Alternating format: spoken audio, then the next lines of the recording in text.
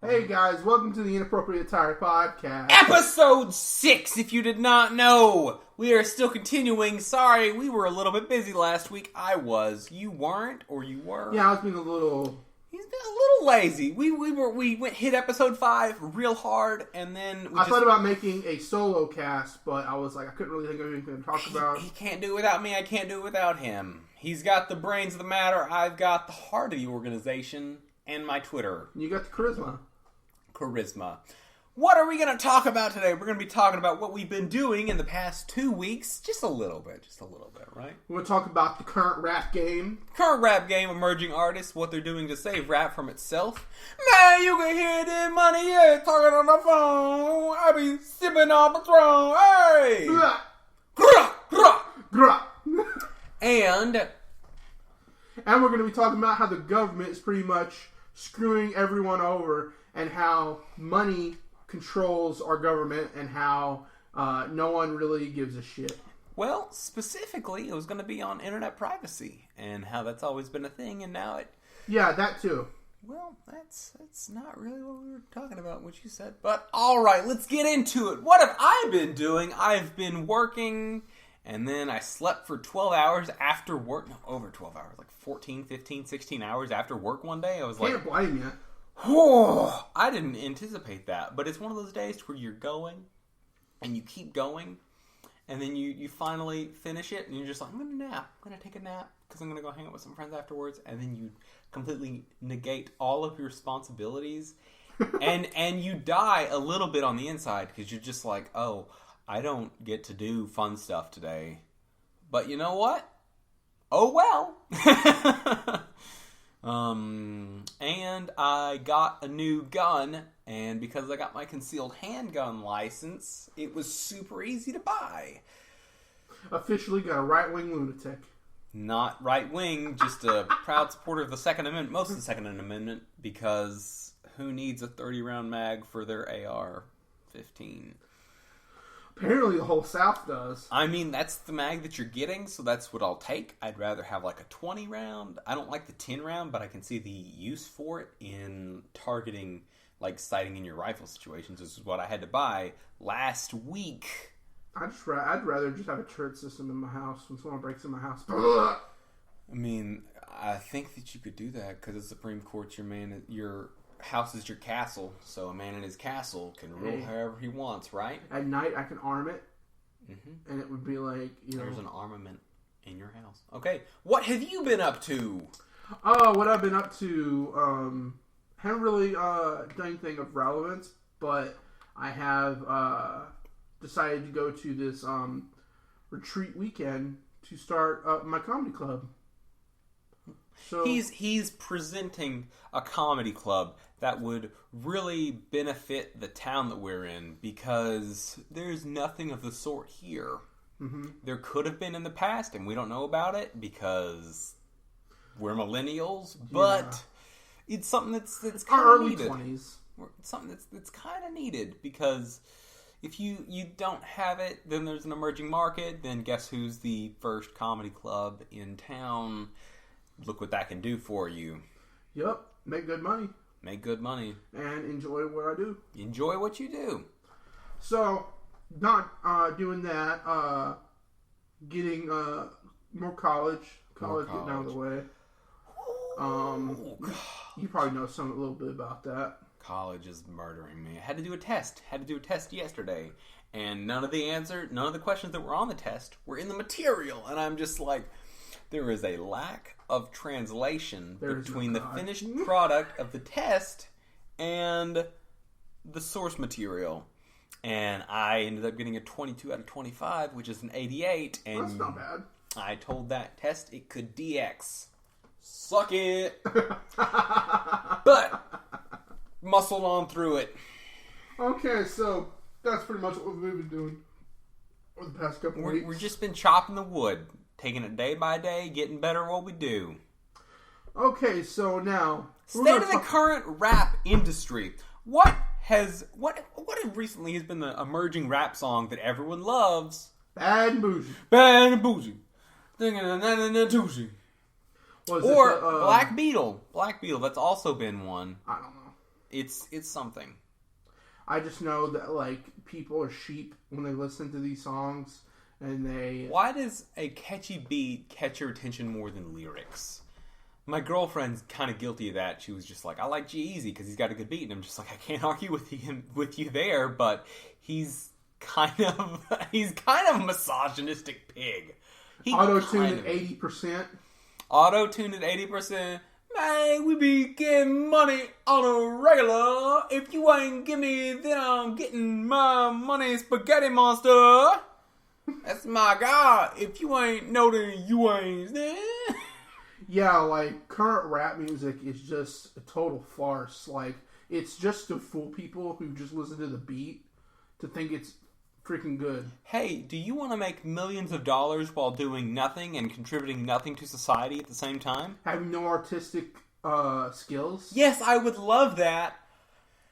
But, you know, the emerging artists that are saving the rap industry are underground, and no one even not so much underground, but they're getting traction. Like, they get traction from real rap fans, people like us. Even they're in Hollywood music soundtracks, like Suicide Squad, Sucker for Pain. That had Logic in it. I mean, they were also in it, but Sucker for Pain specifically had Logic in it, and he was one of the best verses in that rap. But then you also have Standing in the Rain, who has Action Bronson bringing rap with a member of the Black Keys. Mm-hmm. And it's just good. Like, those are two artists that I like who are... Hollywood is starting to recognize real rappers. Recognize real, right? That's what Lil Dicky said. Real recognize real. And I mean, he's emerging. He's not solidified his standing yet, but it's Lil Dicky. Lil Dicky reminds me of young Weird Al Yankovic with some rap skills. But who's actually good. That's my phone, which I didn't silence, and we're just going to let that go on. Yeah, because, you know... We're not professionals at all. We're amateur hour, but we're not taking an hour out of your time. We know your time's precious. Thank you for listening, if you've made it this far. Made it this far? Well, the blood just coming out of your ears is just a passing... It's a side effect. Just... It's a side effect of listening to two millennials rant about stuff they have no idea what they're talking about. But so it'll work. But Action Bronson and Logic. Action Bronson's... I like him... I can get more behind him if he gets out better music. Logic, I'm fully behind. Like, I love his stance on his raps. I love what he stands for. His latest album is called Everybody. This album is for everybody. The equality of all races, all people, no matter what your social standing is or even your sexual orientation. It's so if you're good. an Apache Helicopter, you're welcome. You are welcome. Well, it's more everybody, but they'll include them. Hey, Apache I recognize myself as an Apache Helicopter. So it's misogynistic for you not to do my pronouns as an Apache Helicopter going woo woo woo woo. Okay, so hey woo woo woo woo. That's how you're supposed to address me as an Apache Helicopter. Okay, Apache Helicopter. Okay. I also recognize in this rap game of emerging artist Kyle, who has been writing rap songs for people like, say, G-Eazy. And I saw that sneer. But if you go to Kyle, you'll be like, I like this guy. He's got a pretty good beat going. And Sunreal, who is 31 years old, and you're just like, he's 31? He's 31. It's wow. Kind of. I wish that he was more important than all these other people who suck. He's funny. Everywhere we go, saying, who that there? And everywhere we go, it's... Okay, we're gonna... Napoleon Dynamite as a rapper. That was amazing, but that was just the one video. That's Everywhere We Go by Sunreal. Pretty good. Great. It's really good. Just give him a watch on the YouTubes. And this guy's been around for over 10 years, but Hobson, he is probably one of the best MCs I've heard in forever. Since probably the Eminem days. We're talking good Eminem days before he teamed up with Rihanna. I mean, I still think that Eminem's I still think one of the best rappers ever. Like the Slim Shady, emerging Marshall Mathers, say, that's it. But Hobson kind of does the same thing where he has songs where he plays as Hobson with the contacts and everything, and then he has Maurice, which is like his real self, like kind of like how Slim Shady and Marshall Mathers and kind of like that. Okay. But you know, he's so good that like I think a lot of people that are in the mainstream rap game don't want to touch him, don't want to talk about him, don't want to even have him in the same conversation because he knows they would murder. He would murder them. He would absolutely slaughter. Same thing with Logic. Logic would slaughter G-Eazy, Lil Yachty, Bad and Bougie. All these aren't rappers. Except Logic, he's a rapper. Bad Bougie, G-Eazy, all these guys who are mainstream, top the chart rappers are not rappers. I'm not saying this Will is, but I'm just saying you can do better mainstream media with your broadcasting this music to all people. I like Drake. Like I will say I like Drake, even if it's unpopular opinion to have. I like Drake because he's an actual rapper.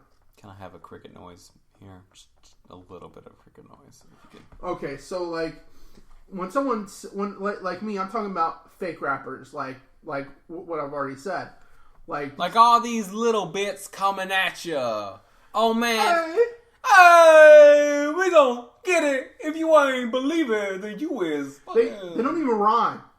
They just like take a sound and they make it sound like another sound that's similar. If you want an example, listen to Hobson's song, No Words. You're going to laugh your butt off, and it's an exact representation. Exactly. The beat go off?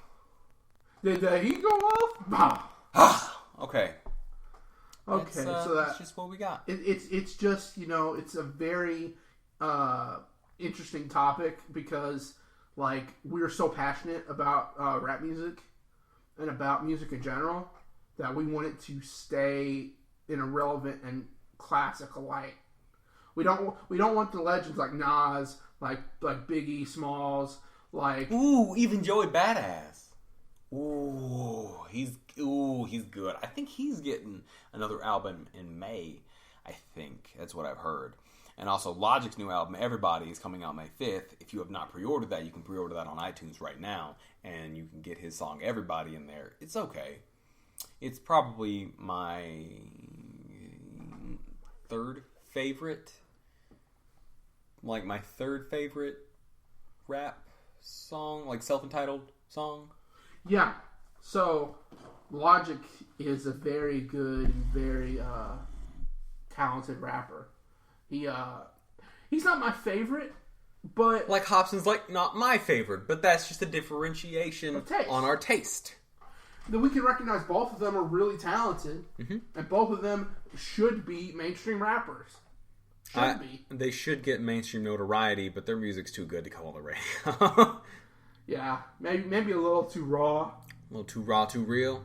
Yeah, I really like Logic's cover for his last album. The Incredible True Story. Mm-hmm. I got that cover on a vinyl disc, and it's on my wall. I thought the cover was really good. I think he puts a lot of effort into his covers. He puts a lot of effort into it, all of what he does, and it is just fantastic. Like Hobson's more of a singles track rapper, where he'll and Logic is an album based artist. Mm-hmm. And which I can admire. Like I wish Hobson would have released an album. You know these. I wish that like so many more people would promote their album, because that's the classic artwork for music that you have. Like Creedence Clearwater Revival, what was Chronicle 1? I got that on my wall.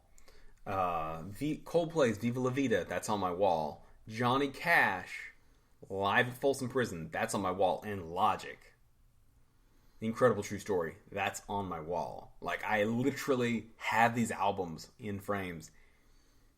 Just do it. It's art, it's beauty, it's decor, it's culture. It is.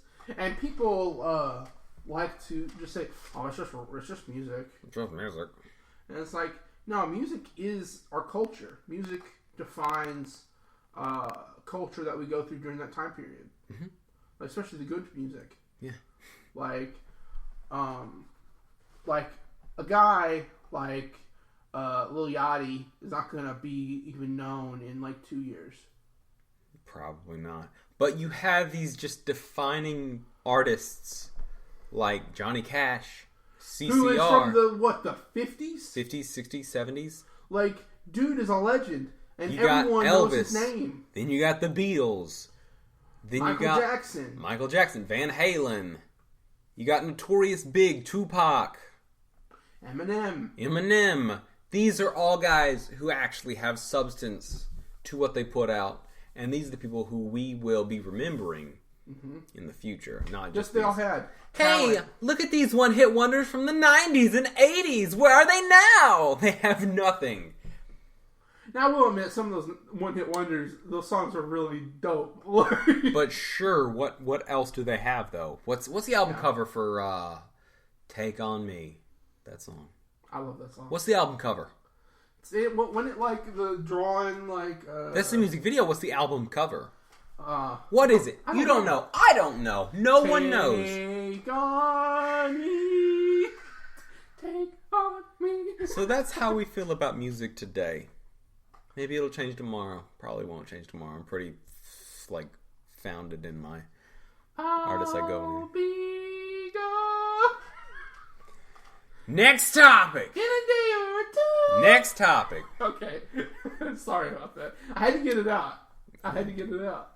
Okay. Good deal. So now we're going to talk about internet privacy. What has been going on that makes us talk about this? So now... Just explain it briefly to the listeners if they're uninformed like I am, barely uninformed about this. So this is your topic. So pretty much, Congress has just passed a bill. So Congress passed it. It's got to go through the House, and then the president has to...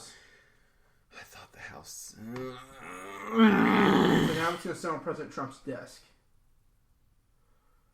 And, he's not going to sign that at all. He could sign it. Hey. That was sarcasm. He's going to sign it. Well, I'm saying his search history. I'm not going to look through his search history. Oh, don't worry. I'm looking through Ted Cruz's search history. Yeah, he's got some 11-year-old porn. Yeah, he's got some... I don't know what it is. Creepy bastard porn. You're going to get some stuff on everyone's they're not proud of. Yeah, he likes the, I'm not making these allegations. I'm not. He's got that face, I'm not making these allegations. He's got the Jared Fogle All face. I'm saying is he's a Jared Fogle. When you have something that's been secret and you've never had anything like this before, you've never had anything like it to where everyone has access to everything in the palm of their hands, and then it's confidential, and then it gets released to the public. Not to the public, but they can sell it to people for advertisement money. Yeah. And that's basically what it is. That's what's running it. It takes the skill out of advertising. I mean, I'm not even going to say that. I'm just going to say... Because before this, advertising was still relatively simple, but it was like you actually had to be good at your job. No, okay, let's not get into the advertisement aspect. Let's go more into the what this means for everyday people and what it means in the future. What this means for you is that if you are a kid and you're using your mom's laptop for porn, and then your mom gets on it, she can have porn ads pop up on her computer. Because you've been looking at porn, so they know this computer likes porn. So, did not know all of that, but that seems kind of like, wow. And another thing that I've been seeing on my own end has been, hey, you're looking at wallets. Hey, let me show you all these other wallets that you have out there. And to me right now it's a moot point because I have the wallet that I want. Or even searching for holsters. You show an interest in holsters. Everything is there, and that's on everything.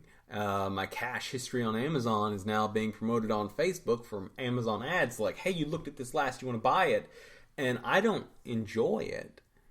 I don't like intermingling certain aspects of... It's invasive. It's invasive. It's not good that the government and these companies can just look into your what you do online. It's like someone following you, stalking you, and saying, hey, you just went to this store. Hey, would you like to buy this that's similar to this? And he's a stalker. I'm okay with that being on one site. I'm okay with that being on on an app or something like that. Because that's how you discover new things that are similar to your interests.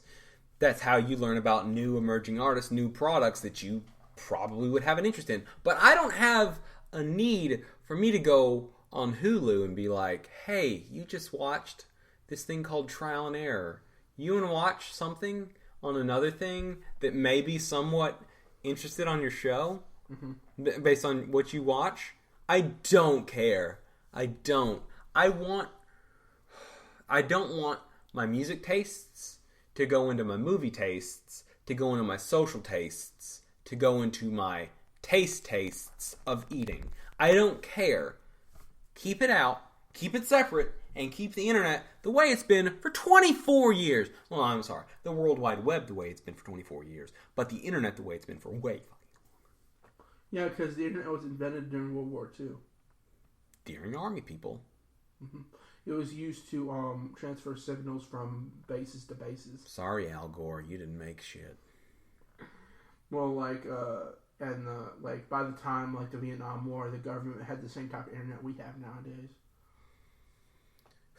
Then we can get into ISPs, their speed, their rates. Oh yeah, you want to talk about their speed? That'll be a topic for another day. We get very antsy on this because in our town we don't have the vast option and the vast shit speeds. Or lesser shit. Hey, what do you want? You want to spend money and get treated like garbage, or you want to get cheaper garbage and you're eating garbage? And when you tell them that their modem is overheating, they will say, oh, well, plug this thing in and do it yourself. It's like, we're not going to send nobody out there. It's like, oh, thanks. Thanks. You also have a phone down line by my neighbor's house, and I don't feel comfortable mowing the lawn, and I kind of need to mow the lawn, and you're going to get it on it by next Tuesday. That's also been 5 days. This is personal experience with the phone company. I don't care, but this is what we're living in. Big money in the government's passing this bill. What has happened? What do you know? Okay, so providing... Hold on. This is why Will got on such a hot-headed discussion for entrance for this. Okay, so a lot of the internet provider companies have sent out lobbyists to pay politicians in the House and the Congress. And why did they go ahead and spend money on lobbying? Why? So they can make more money. They can make more money. How do they make more money? Through knowing what we do on the internet without So permission. they're able to sell what we're interested in to other companies to try to make more money off of us? Yeah. What in the world? I thought that businesses had our best interests as consumers in mind. Is this a problem that I have with free market capitalism? You bet you. Well, is it capitalism? It's corporatism. Corporatism. Is this a problem that I have with that? Yes. Corporatism is the ultimate evil.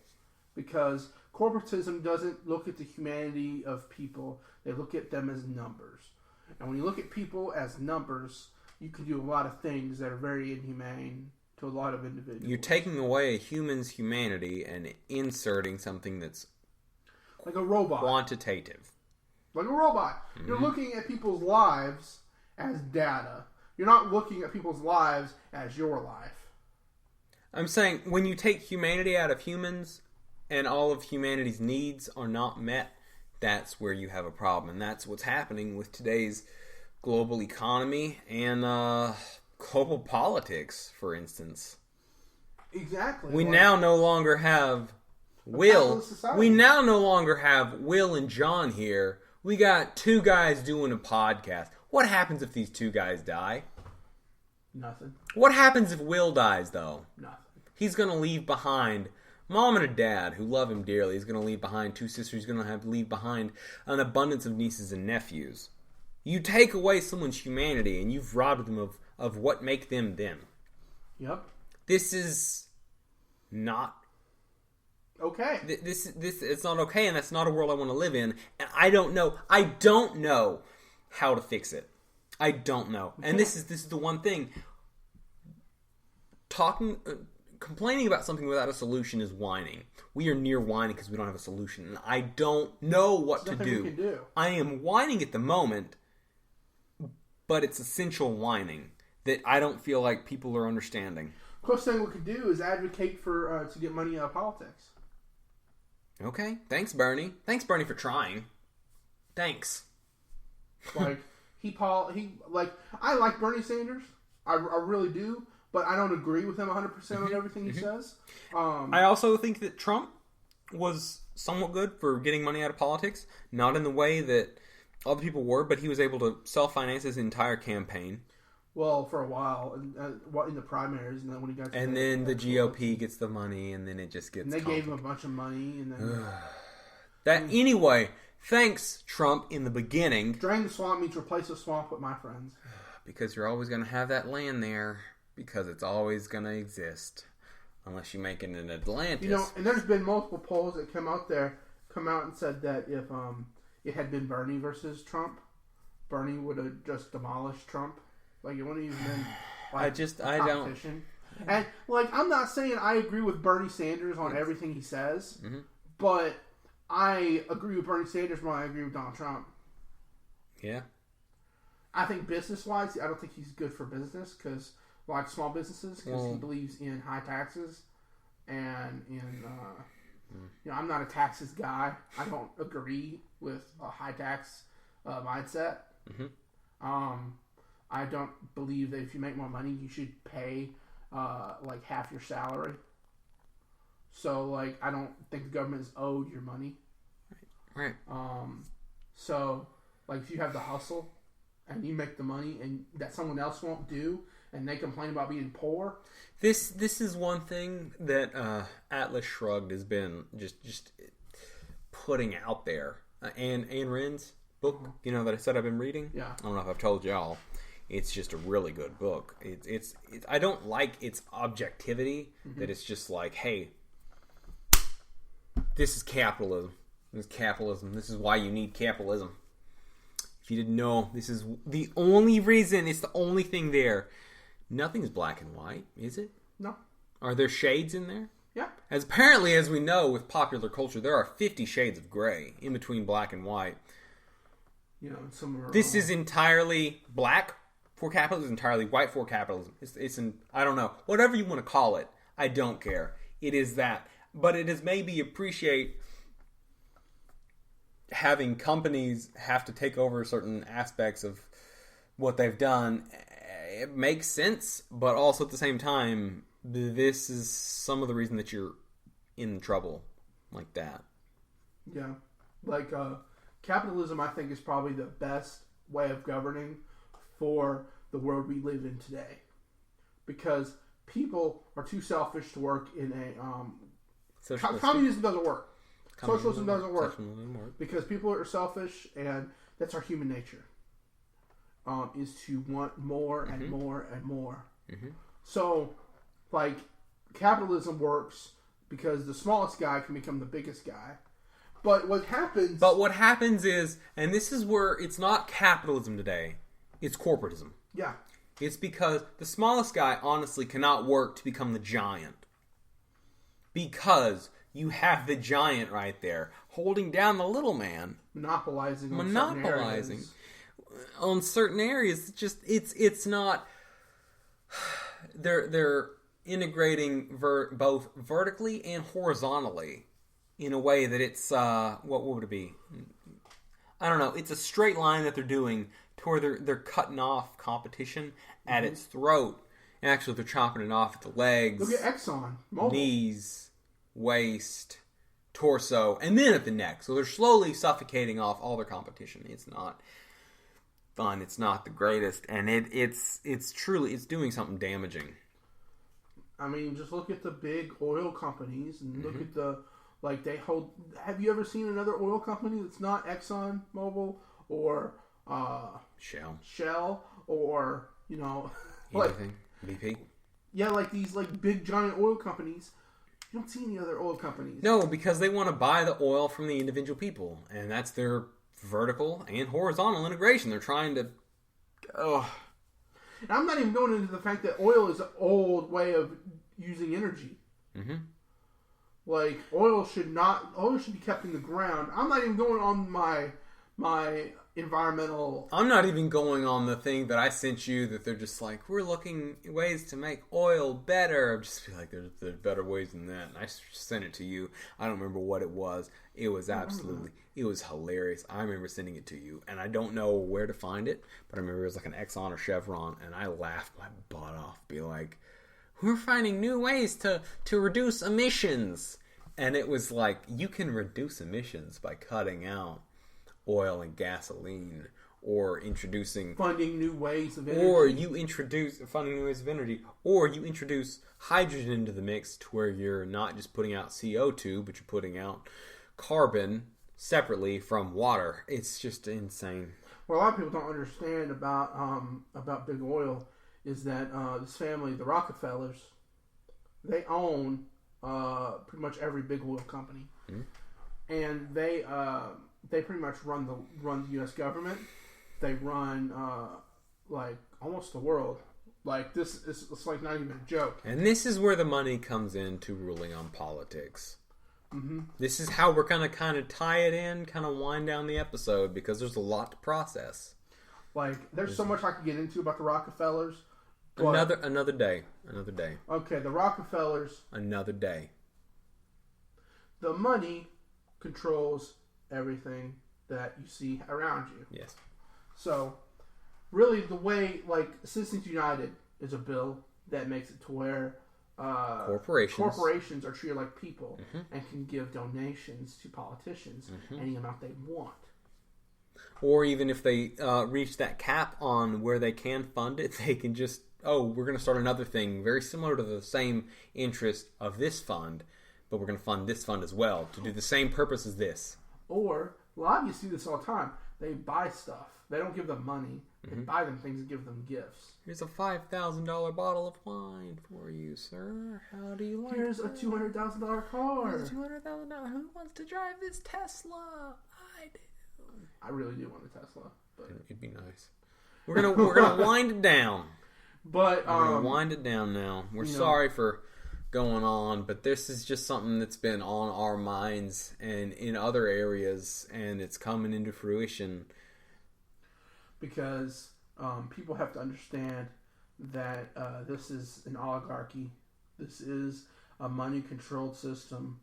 That if you're not rich and you don't have enough money to give politicians, you don't matter. No, your vote counts, but other people can. You can vote people into power, but other people have a greater influence on that person. Like the Rockefellers. The Rockefellers own the politicians. So whoever you elect is in the pocket. They're in the Rockefellers' pocket. I feel like... And other rich families. I'm not saying the Rockefellers are the only rich family in the United States. Like, they're the main ones. They run Wall Street. And they get these corporate subsidies because... Guess what? You get a subsidy when you want to buy, if you're a farmer. Guess what? They buy a little farm and they get a farming subsidy, and they get like $2 million from the government. Again, this is also discussed in Ayn Rand's Atlas Shrugged. Really good. Read it. This has been episode 6 of the Inappropriate Attire podcast. And John's cutting me off. Cutting him off, because this is another topic for another day. We don't need to discuss them. How long has it been? How long? 33 minutes. 34 minutes. 34 minutes. We normally try to keep it short, but there's been a lot going on. It's 2 weeks. We could have done an hour-long episode, but we're sorry. We're gonna leave your precious time to yourselves, with your families, with yourself. You need time with yourself. You do. You need time with yourself. You need alone time. You need alone time every day. You love you long time. Nope, I am not saying that. I'm saying you need your own time to unwind. But we're going to let you have that time. Thank you for listening to us on episode 6. This is March 31st, the day that Ron Swanson had 92 meetings to attend to in Parks and Recreation. And John will know that because he's a huge TV show movie buff. Huge. Huge. Huge. Thank you guys for listening. Bye. Bye.